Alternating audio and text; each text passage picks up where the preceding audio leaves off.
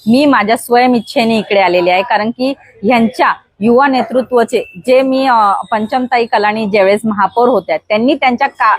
काळामध्ये केलेले जे कार्यक्रम होते किंवा त्यांनी जे कार्यशैली त्यांची जी होती त्या कार्यशैलीला बघून मी खरं तर इकडे आलेले आहे की जे जिल्हाध्यक्ष सध्या आहेत तिथे जे आहेत राजेश वधारियाजी,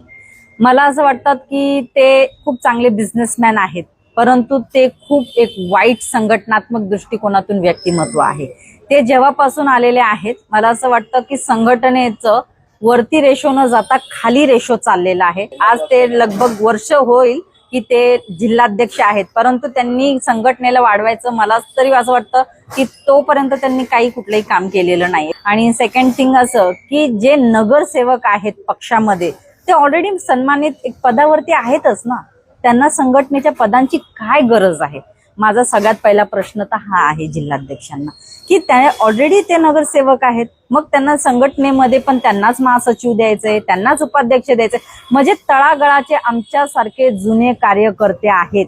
त्यांनी जायचं कुठे? जे आमदार कार्यालयामध्येच कामाला आहेत, जे जिल्हा कार्यालयातच कामाला आहेत, त्यांनाच का पद द्यायचे? ते ऑलरेडी तिथे जॉबला आहेत, ते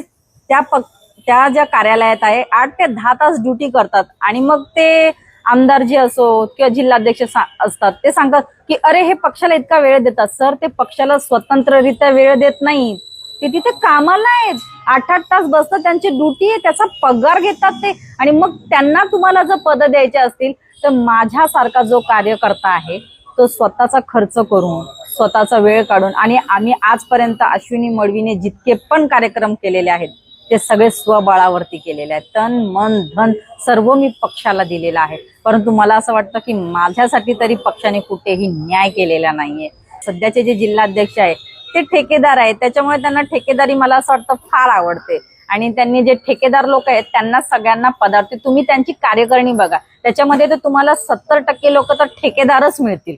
आणि या ठेकेदारांचा सगळ्यात मोठा काय प्रश्न आहे की नगरसेवक हेच, यांच्या घरातलेच लोक सगळे ठेकेदार आहेत। आणि तिसरी गोष्ट म्हणजे की आता तुम्ही शहराची वस्तुस्थिती बघा, बी प्रॅक्टिकल बघा की सगळ्या अख्ख्या उल्हासनगर शहरामध्ये खड्डे खड्डे, खड्ड्यामध्ये शहर आहे की शहरात खड्डे हे काही कळत नाही, आणि मग त्या खड्ड्यांच्या मागे आंदोलन करायला पण हीच लोक ठेके घ्या